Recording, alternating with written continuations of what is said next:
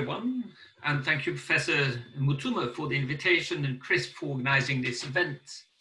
It's a great pleasure to be part of such an eminent panel and to engage in cross-border discussion. It is very stimulating. The Islamist insurgency in Mozambique started in late 2017, which means fairly recently. So there's not much research on the issue. And I think that's the first thing I needed to say before we start. I think 2, 3 academic publications, few people doing research. So there's still a lot we do not know about what is going on in Mozambique. And one area in particular where we are fairly weak is in the connection between the Mozambican Islamist insurgents and Tanzania, Kenya, and up into Somalia. I'll come back to that later, but it is a weakness, and I must say that a lot more research is needed. The second thing I need to say is that the insurgents in Mozambique, this insurgency which started in 2017, call themselves Shabaab, but they have no known and no official or formal connection to the Shabaab in Somalia or elsewhere. It is a connection of name because the population called them Shabaab, and the insurgents eventually adopted the name for themselves. I'll come back to nuance this a little bit, but I think it's good to know that we're talking of something quite different in Mozambique, although it is part of that same Islamist surge and its radicalization into a jihadi violent movement. So what are we seeing in Mozambique? The insurgency, which began in 2017, has its origin, and that's the topic of the paper I published in a Journal of Eastern African Studies this month, comes out of a religious sect which was born in northern Mozambique in the province of Cabo Delgado in around 2007. That seems to be, well, that's what I've found so far. So it's a dynamic a bit like Boko Haram. We're talking about a sect which is an Islamist sect, which began around 2007 and operated for many years until it became violent and went to attack the state in 2017. It is a particular sect. In a sense, it's not just Islamist, actually. It is a Quranist sect. That is a group of people who believe only in the Quran. They reject the Hadith. And they have all sorts of practices, which I think to most Muslims will be very heterodox. They operated in the province of Cabo Delgado, where the violence is seen now. And they operated by withdrawing from society. That's the definition of a sect. They withdraw, that is, they establish their own sect, and they ask their members not to send their children to school, not to go to hospital, not to deal in any ways with the state, not talk to the police, not use the courts, but always work within the community where they operated under Sharia rule. The sect operated fairly calmly, if I can say, until around 2014 and 15. And it's not very clear exactly what changed then, whether they became more confident as they gained more members and therefore more aggressive, which seems to be the case. They started insulting people in public, and particularly state workers, official ceremonies, etc. Other Muslims, though, were trying to prevent the sect from operating and had tried to convince it to drop its very heterodox ideas and rejoin the Muslim community at large. And they tried to convince them. They had a few arrested. And it seems rather that around 2015, when they became more assertive and more violent verbally, mostly, the state joined into repressing them because some violent incident took place.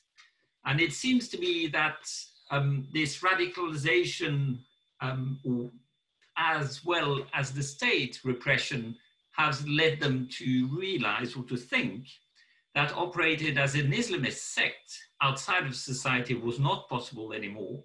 And they shifted to a jihadi program of trying to attack the state to change society. As they couldn't operate outside of society, they shifted. And they seem to have shifted, I think, around 2016, then planning on attacking the state and training locally mostly. So the movement, in a way, the sect began as an Islamist organization, but a sectarian one, withdrawing from society. And they operated 10 years before they engaged in violence. That is the findings of our research. What seems to have tipped them is repression, maybe like Boko Haram, the state adding to the Islamic organization repression, leading to violence, and then to them abandoning this sectarian plan of withdrawing from society. The movement is predominantly Mozambican, but there are a series of Tanzanian that we know for fact, and some Tanzanian are in the leadership of the insurgency, just like they were leaders, Tanzanian leaders in the sect before.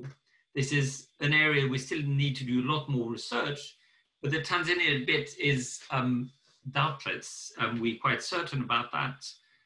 The question is the degree of the involvement of Tanzanian, and of course whether the sect might have had, I suppose, supporters on the Tanzanian side. Of course, Cabo Delgado, the province of Cabo Delgado, is on the border with Tanzania, so it isn't really a matter of kilometers to cross the border and to go in an area which speaks the same language and belonged in pre-colonial time to the same space. Traditionally, Muslims in Mozambique gained their religious education in Tanzania, and Tanzanians came to Mozambique to preach, and there was a lot of exchange across the borders, and there still is. So it's not that surprising.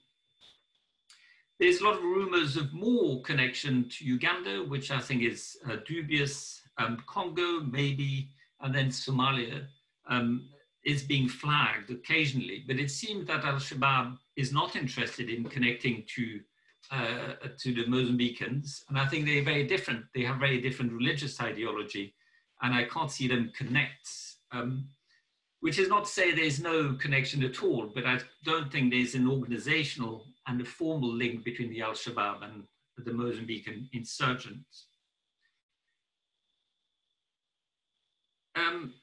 Influences otherwise have been said to relate the insurgent with Abu Rogo, whom we mentioned earlier on, and it seems his tapes were circulated among the sects. So we need there to investigate a lot more to understand how these Quranist sect members got their ideas, where they got these heterodox ideas, how they got these Quranist ideas, rejecting the Hadith, for example. So this is a whole field, a whole area of research which still needs to be carried out. What we know, though, is that the insurgents have connected to ISIS. Formerly, they made a pledge to the Islamic State in 2019, in June or July. And then communication between them and the Islamic State has been increasing and increasingly precise, so that the Islamic State made claims to attack ever quicker and ever more precise. At the beginning, they would make a claim that it was somewhere in Cabo Delgado. Now they give a precise location, they give numbers, and they make claims within 24 hours. I wonder how that connection with ISIS will work out. They've been quite silent over the last 2 months, and we're not sure why. But I suspect the Quranist ideas and the heterodox ideas might not be of the liking of ISIS too much. So I would raise questions as to how that might play out. And colleagues who work on West Africa said, well, maybe the insurgent will change their ideas. We've seen that in Nigeria, for example. So they may change their ideas as they deal with ISIS. But I think the sect being quite old, I think it might not be that easy. So I'm quite curious to see how it works out. We've seen a few months ago, Al-Qaeda making a claim to Mozambique, very vague, very imprecise, but they made a claim, which to me means that Mozambique has come to the attention of Al-Qaeda, and they may be interested in making a connection to Mozambique in the same way as ISIS has done. So there may be movement in that direction, and allegiances could, of course, change in the future. So that is one of the big questions to my mind for the future, where the insurgents are going, who they're connecting to. In their last videos, they circulate videos which they made on their cell phones.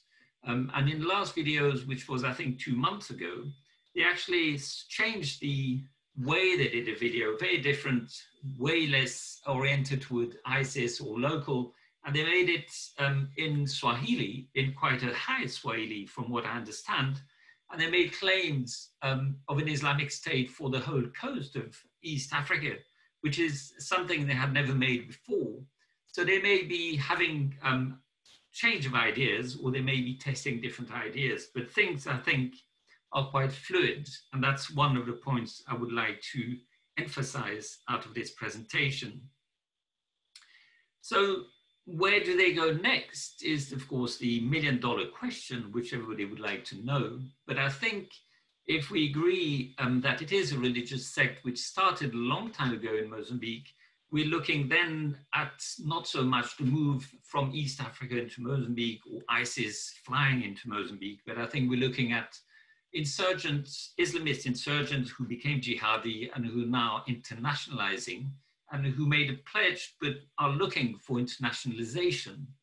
And I think this is a very interesting one. I think it's an open-ended process.